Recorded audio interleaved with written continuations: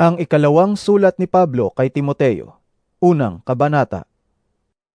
Mula kay Pablo, na apostol ni Kristo Jesus, ayon sa kalooban ng Diyos, upang ipangaral ang tungkol sa buhay na ipinangakong makakamtan natin sa pamamagitan ng pakikipag-isa kay Kristo Jesus.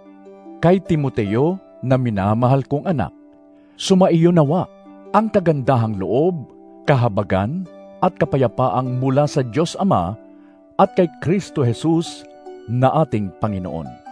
Tuwing inaalala kita sa aking panalangin araw at gabi, nagpapasalamat ako sa Diyos na aking pinaglilingkuran ng may malinis na budhi, gaya ng ginawa ng aking mga ninuno.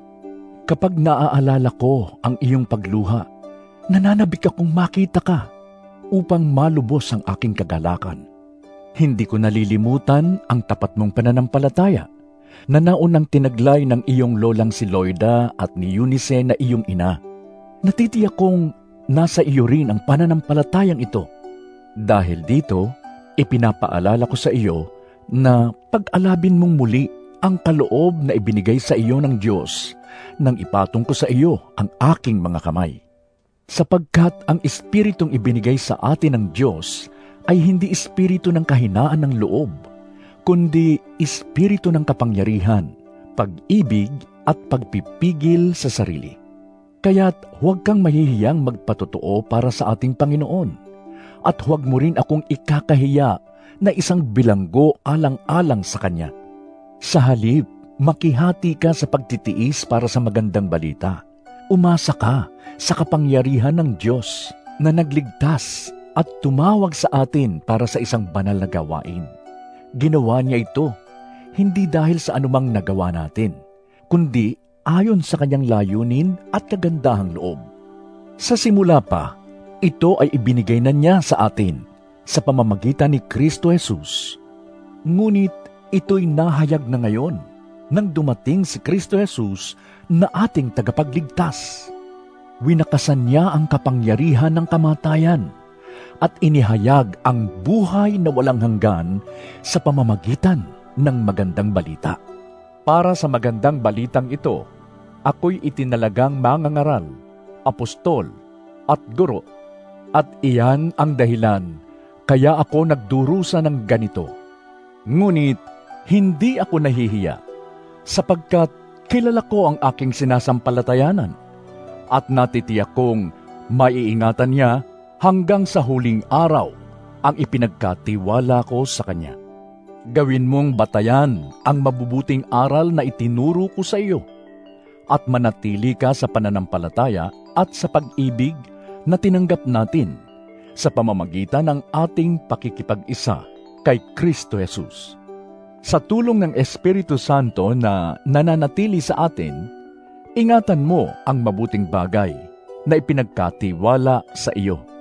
Alam mong ako'y iniwan ng lahat ng mga nasa Asya, kabilang sina Figelo at Hermogenes.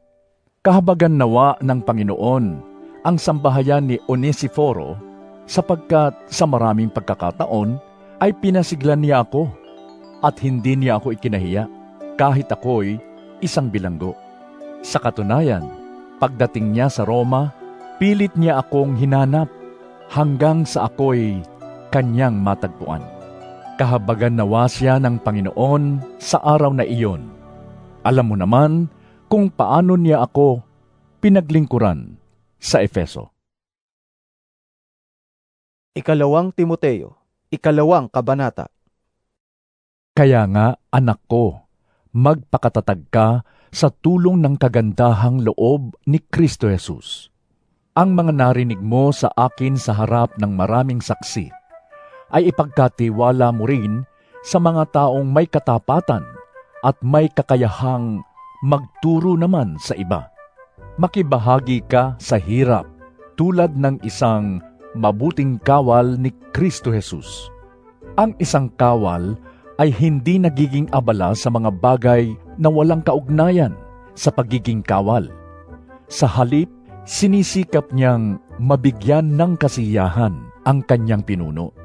Hindi maaaring gantimpalaan ang isang manlalaro kung hindi siya naglalaro. ayon sa mga alituntunin. Ang magsasakang nagtatrabahong mabuti ang siyang dapat unang makinabang sa bunga ng kanyang pinaghirapan. Isipin mong mabuti ang sinasabi ko sa iyo at ipapaunawa sa iyo ng Panginoon ang lahat ng ito. Alalahanin mo si Hesukristo, ang muling binuhay at nagmula sa angkan ni David, ayon sa magandang balitang ipinapangaral ko. Ito ang dahilan ng aking pagdurusa at pagkagapos na parang isang kriminal. Subalit, hindi kailanman maigagapos ang salita ng Diyos. Tinitiis ko ang lahat ng bagay alang-alang sa mga hinirang ng Diyos upang magkaroon sila ng kaligtasan at walang hanggang kaluwalhatian mula kay Kristo Jesus. Totoo ang kasabihang ito. Kung tayo'y namatay na kasama ni Hesukristo, mabubuhay din tayong kasama niya. Kung tayo'y nagtitiis ng hirap sa mundong ito, maghahari din tayong kapiling niya. Kapag itinakwil natin siya, itatakwil rin niya tayo. Kung tayo man ay hindi tapat, siya'y nananatiling tapat pa rin, sapagkat hindi niya maaaring itakwil ang kanyang sarili. Ipaalala mo sa kanila ang mga bagay na ito at pagbilinan mo sila sa pangalan ng Diyos, na iwasan nila ang mga pagtatalo tungkol sa mga salita na walang kabuluhan at walang ibinubungang mabuti. Sa halip, ito'y nagpapahamak lamang sa mga nakikinig. Sikapin mong maging kalugod-lugod sa paningin ng Diyos, isang manggagawang walang dapat ikahiya at tama ang paggamit sa salita ng katotohanan. Iwasan mo ang mga usapang walang paggalang sa Diyos, sapagkat ang mga iyan ang lalong naglalayo ng mga tao sa Diyos. Ang mga salita nila ay parang gangrena na kumakalat sa katawan. Kabilang sa mga nagturo ng ganito ay sina Himeneo at Fileto. Lumihis sila sa katotohanan at ginugulo nila ang pananampalataya ng iba sa pamamagitan ng pagtuturo na ang muling pagkabuhay ay naganap na. Ngunit matibay ang pundasyong itinatag ng Diyos at dooy nakatatak. Kilala ng Panginoon kung sino-sino ang tunay na Kanya, at ang bawat nagsasabing siya'y sa Panginoon ay dapat lumayo sa kasamaan. Sa isang malaking bahay ay may iba't ibang uri ng kasangkapan. May yari sa ginto o pilak, at mayroon namang yari sa kahoy o putik.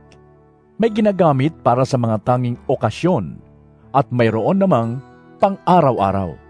Ang sinumang lumalayo sa kasamaan ay katulad ng sisidlang natatangi, malinis at karapat-dapat gamitin ng may-ari para sa lahat ng mabubuting gawain. Kaya nga, iwasan mo ang masasamang hilig ng kabataan. Sa halip ay pagsikapan mong maging matuwid, tapat, mapagmahal at mapayapa, kasama ng mga taong may pusong malinis na tumatawag sa Panginoon. Iwasan mo ang mga hangal at walang kabuluhang pakikipagtalo, sapagkat alam mo namang nauuwi lamang iyan sa mga pag-aaway. Ang lingkod ng Panginoon ay hindi dapat makipag-away. Sa halip ay dapat siyang maging mabait sa lahat, mahusay magturo at matiyaga. Mahinahon niyang itinutuwid ang mga sumasalungat sa Kanya. Baka sakaling sila'y bigyan ng Diyos ng pagkakataong magsisit tumalikod sa kanilang mga kasalanan at malaman nila ang katotohanan. Sa gayon, maliliwanagan ang kanilang isip at makakawala sila sa bitag ng Diablo na bumihag sa kanila upang kanilang sundin ang kagustuhan niya. 2 Timoteo, 3 kabanata. Dapat mong malaman na sa mga huling araw ay darating ang mga panahon ng kaguluhan, sapagkat ang mga tao'y magiging maibigin sa sarili, maibigin sa salapi, palalo, mapagmataas, mapagsamantala, suwail sa magulang, walang utang na loob at lapastangan sa Diyos. Sila'y magiging walang pagmamahal sa kapwa, walang habag, mapanirang puri, walang pagpipigil sa sarili, marahas, at walang pagpapahalaga sa mabuti. Sila'y magiging mga taksil, padalos-dalos, mayayabang, maibigin sa kalayawan, sa halip na maibigin sa Diyos. Sila'y may anyo ng pagiging makadiyos, ngunit hindi naman nakikita ang kapangyarihan nito sa kanilang pamumuhay. Iwasan mo ang ganyang uri ng mga tao. May ilan sa kanila nagagamit ng panlilinlang upang makapasok sa mga bahay ng mga babaeng madaling malinlang. Ang mga babaeng ito'y inuusig ng bigat ng kanilang mga pagkakasala at itinutulak sa sari-saring pagnanasa. Lahat na'y gustong matutunan ng mga babaeng ito. Ngunit, kailanmay hindi nila nauunawaan ang katotohanan. At tulad ni Hanes at Hambres na sumalungat kay Moises, sila ay sumasalungat din sa katotohanan. Wala silang iniisip na kabutihan at hindi tunay ang kanilang pananampalataya. Ngunit hindi magpapatuloy ang kanilang kasamaan, sapagkat makikita ng lahat ang kanilang kahangalan, gaya ng nangyari kina Hanes at Hambres. Ngunit sinunod mo ang aking itinuro sa iyo, ang aking ugali at layunin sa buhay. Tinularan mo ang aking pananampalataya, pagtitiyaga, pag-ibig at katapatan. Nasaksihan mo ang mga pag-uusig at paghihirap na dinanas ko sa Antioquia, Iconio at Listra. Napagtiisan ko ang mga ito, at sa lahat ng ito ay iniligtas ako ng Panginoon. Gayon din naman, ang lahat ng nagnanais mamuhay ng matuwid bilang tagasunod ni Kristo Jesus ay daranas ng mga pag-uusig, samantalang ang masasama ay lalo namang magpapakasama, at ang manlilinlang ay patuloy na manlilinlang, at sila man ay malilinlang din. Ngunit ikaw, magpatuloy ka sa mga aral na natutunan mo at matibay mong pinaniwalaan, sapagkat kilala mo ang mga nagturo nito sa iyo.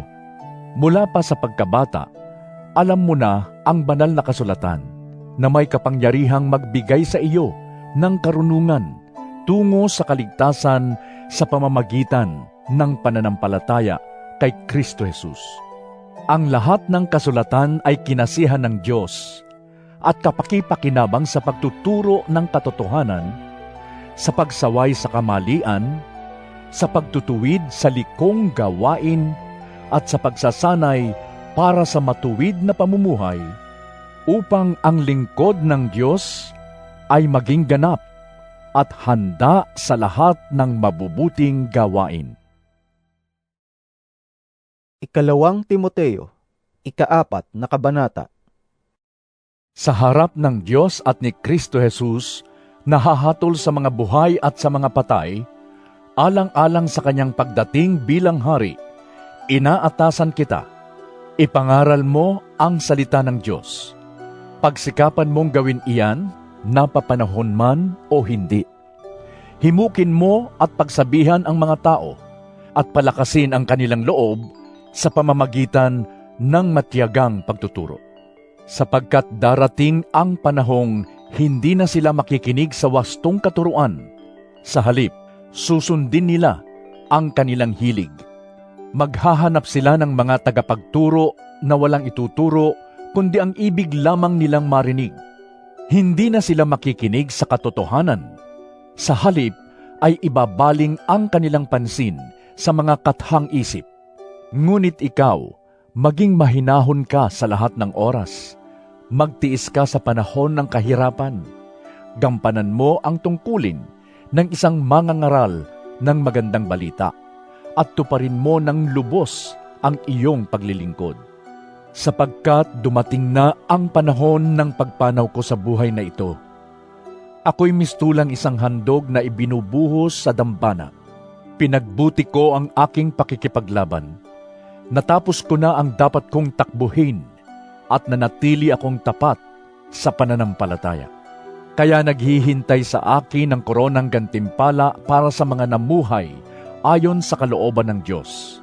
Sa araw na iyon, ang Panginoon na siyang makatarungang hukom ang siyang magpuputong sa akin ng korona, hindi lamang sa akin, kundi sa lahat ng nananabik sa kanyang pagbabalik. Sikapin mong makapunta dito sa lalong madaling panahon. Iniwan na ako ni Demas dahil sa kanyang pag-ibig sa daigdig na ito.